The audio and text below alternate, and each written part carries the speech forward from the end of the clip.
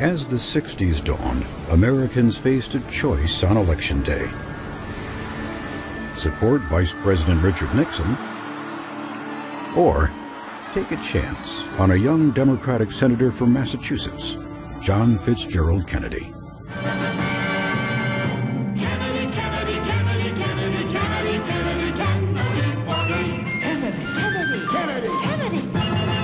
Do you want a man for president who's seasoned through and through, but not so doggone seasoned that he won't try something new? A man who's old enough to know and young enough to do? Well, it's up to you, it's up to you, it's strictly up to you.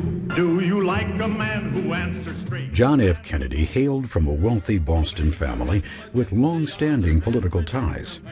But when he announced that he was running for Congress in 1946, many thought he was a long shot.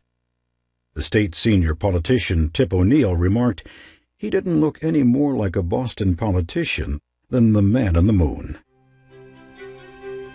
But Kennedy won, and 14 years later he set his sights on the nation's highest office. He faced an uphill battle to the White House. He would be the youngest candidate ever elected to the office, and the first Catholic. Some Americans feared he would be overly influenced by the church. I was chairman of the Subcommittee on Reorganization, But Kennedy pitched his experience and said he was the better man for the job. The question really is, which candidate and which party can meet the problems that the United States is going to face in the 60s? The campaign brought the first ever televised debates. The initial program drew over 70 million viewers and became a historic milestone in politics. For the first time, the candidate's image became a major factor for voters. But, good as this record is, may I emphasize, it isn't enough. The Republican leadership has opposed federal aid for education, medical care for the aged. Nixon looked drained. His eyes darted about. Kennedy looked relaxed and confident, like a winner. The appearance built momentum in the campaign for Kennedy and his running mate, Lyndon Johnson. But Kennedy's father, Joe Kennedy Sr., wanted to clinch the win. He used his connections to raise money, rally support, and, some allege, buy votes for his son. A record number of Americans, upwards of 67 million, go to the polls to elect the 35th President of the United States. Citizens from Maine to Hawaii record their choices as the attention of the entire globe focuses on the contest for the leadership of the most powerful nation of the free world. Election night was too close to call. The next morning, America woke up to learn that John F. Kennedy had beaten Nixon by a narrow margin to become the 35th President of the United States. So help you God. So help me God. We'll light our country and all who serve it. And the glow from that Kennedy's inaugural speech resonated with a new sense of optimism. And so, my fellow Americans, ask not what your country can do for you. Ask what you can do for your country.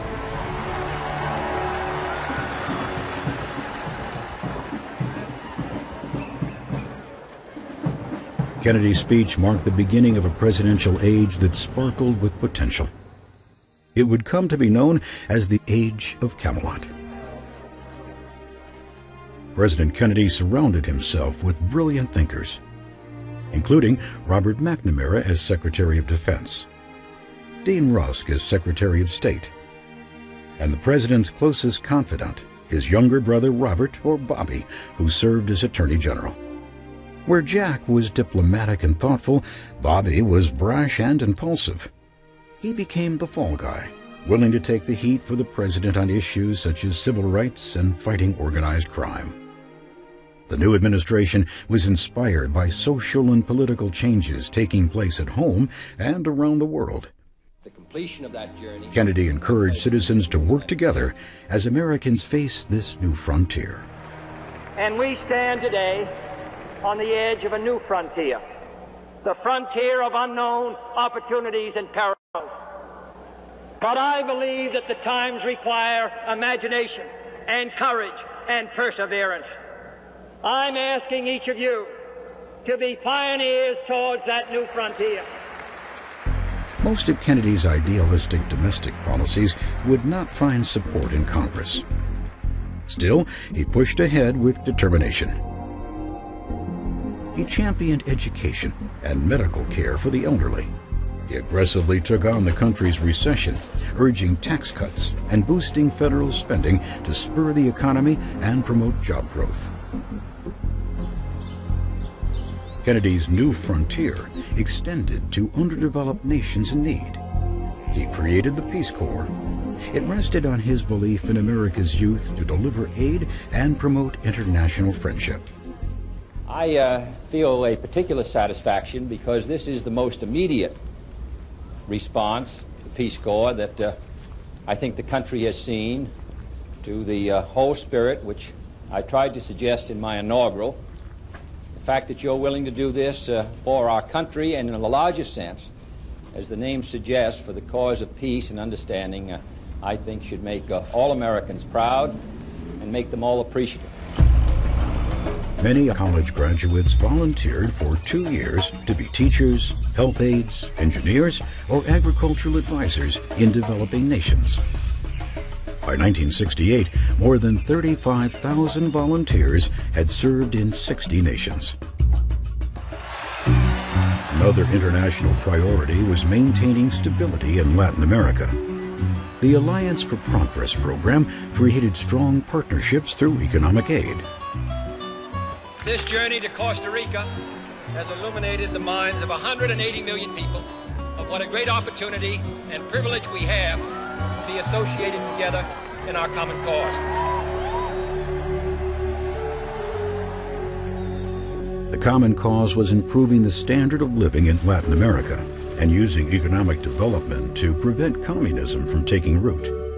In neighboring countries and beyond, Kennedy was concerned about the rising Soviet threat.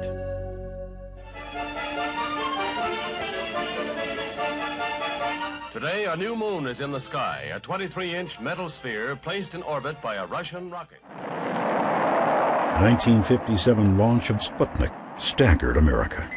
You are hearing the actual signals transmitted by the Earth-circling satellite. Sputnik was an awesome achievement that underscored the Soviets' leadership in space technology. By comparison, America's rocket program suffered continuing setbacks.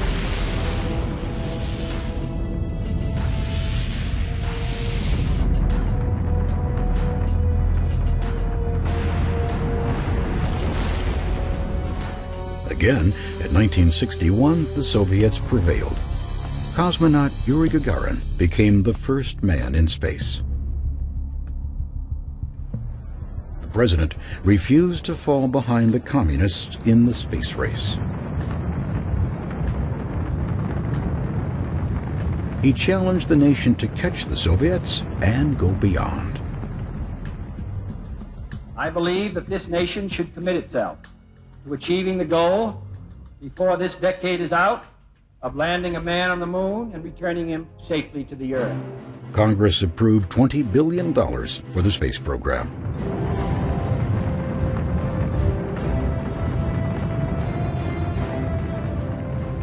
One year later, John Glenn became the first American to orbit the Earth.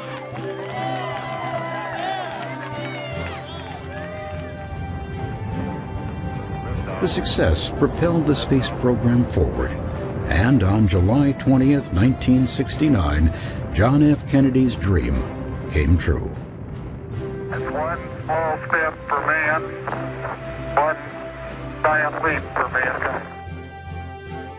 Millions of Americans watched as astronaut Neil Armstrong became the first person to walk on the moon.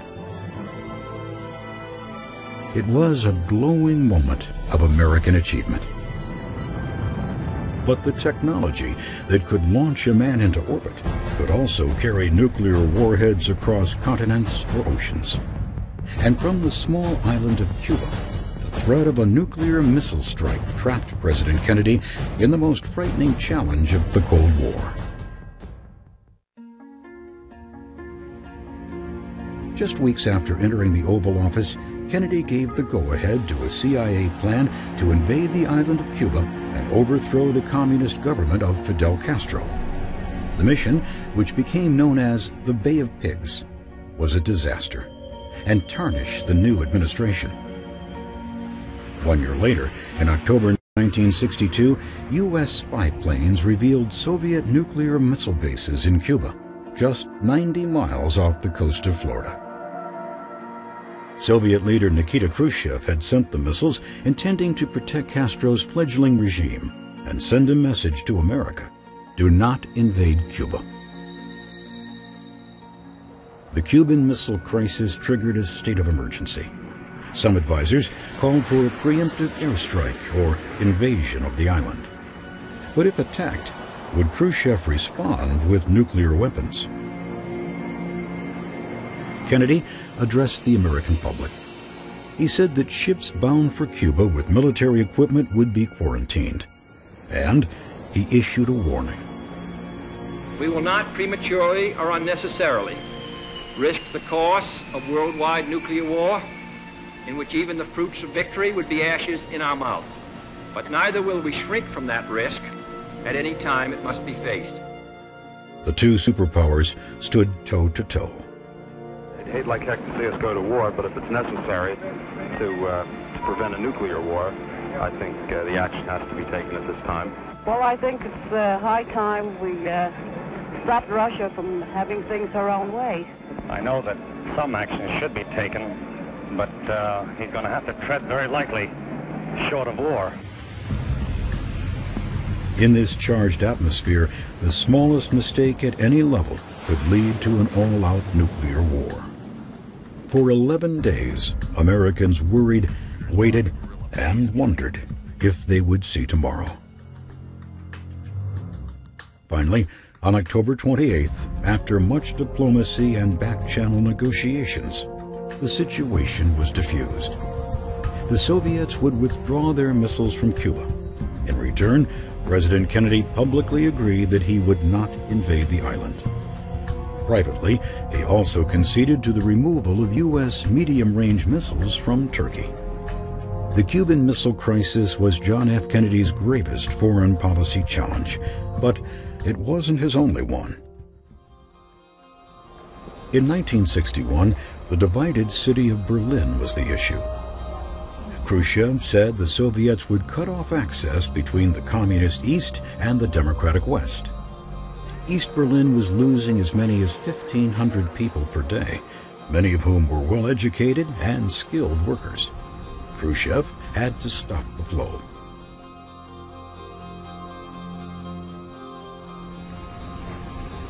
The Soviets built the Berlin Wall, 96 miles of concrete isolating east from west. Since the Soviets took no military action against West Berlin, the president could only protest. A disheartened Kennedy stated that it's not a very nice solution, but a wall is a hell of a lot better than a war. In the newly divided city, the president denounced communist oppression. And there are even a few who say that it's true that communism is an evil system, but it permits us to make economic progress. Lass sie nach Berlin kommen.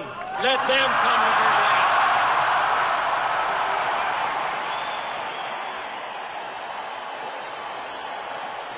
All free men, wherever they may live, are citizens of Berlin. And therefore, as a free man, I take pride in the words, Ich bin ein Berliner.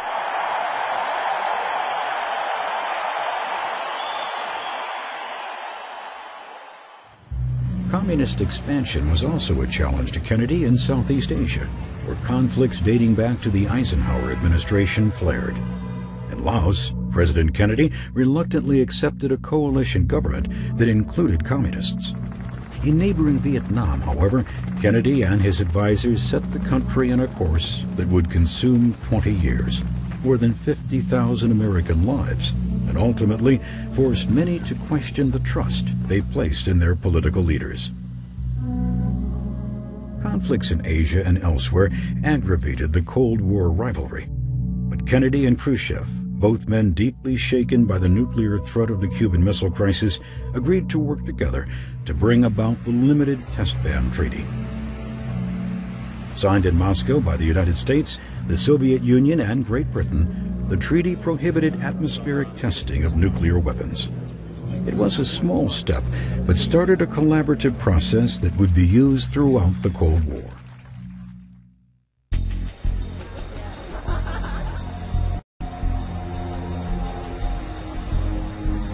Kennedy espoused social justice, but he remained reluctant to touch civil rights. His rhetoric promoting citizen activism could only last so long. He would soon be forced to take a stand. In the early 60s, social unrest grew as student volunteers or freedom riders took bus trips throughout the South, testing segregation laws for interstate travel facilities and drawing a sometimes violent response from the Ku Klux Klan. In 1962, James Meredith, the first African-American student at the all-white University of Mississippi, was barred from entering. Federal marshals were sent to protect Meredith from threats of lynching. Then, Kennedy sent federal troops to Mississippi after riots broke out, leaving 2 dead and hundreds injured. 1963 marked a pivotal year for civil rights. In April, Martin Luther King Jr. began a series of peaceful demonstrations in Birmingham, Alabama, where the police met peaceful marchers with fire hoses and dogs. But at Brother Bobby's urging, Kennedy committed himself to racial equality. If we're wrong, why don't you arrest us? In too many parts of the country, wrongs are inflicted on Negro citizens, and there are no remedies at law. We're willing to be beaten for democracy, and you misuse democracy in the street. You beat people bloody in order that they will not have the privilege to vote. As clashes grew more violent, civil rights leaders pressed Kennedy for legislation. Those who do nothing are inviting shame as well as violence. Those who act boldly are recognizing right as well as reality. In late 1963, the president submitted a bill. Next week, I shall ask the Congress of the United States to act, to make a commitment it has not fully made in this century to the proposition that race has no place in American life or law.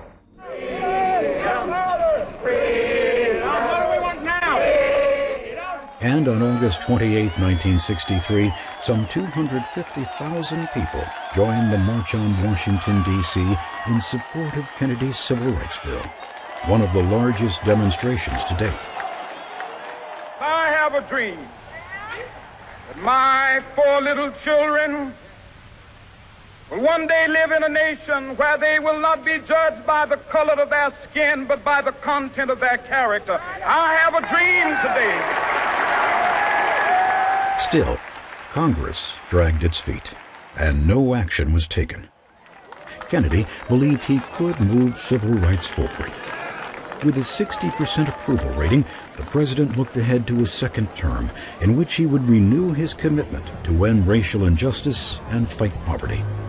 He would also reconsider the future course of America's involvement in Vietnam. On November 22, 1963, the president and his wife waved to cheering crowds in Dallas, Texas.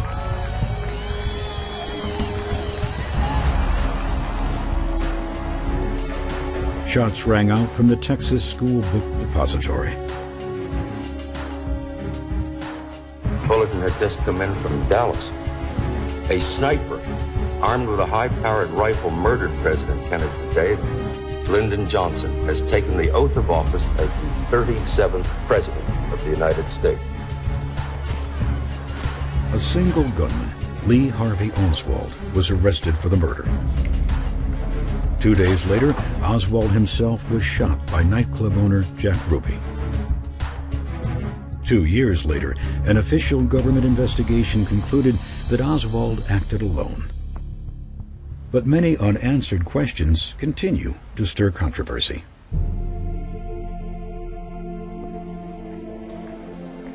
The nation mourned their youthful leader, his optimism and seeming invincibility. His promises of reform fell victim to an unfinished life. An estimated 1 million people lined the streets from the Capitol to Arlington Cemetery, adding to Kennedy's legacy as a martyred president. Much of the fallen president's vision for America was shared by the new man in the White House, Lyndon Baines Johnson. Johnson would enjoy success building on Kennedy's domestic accomplishments, but he would fail to escape the destructive power of Vietnam.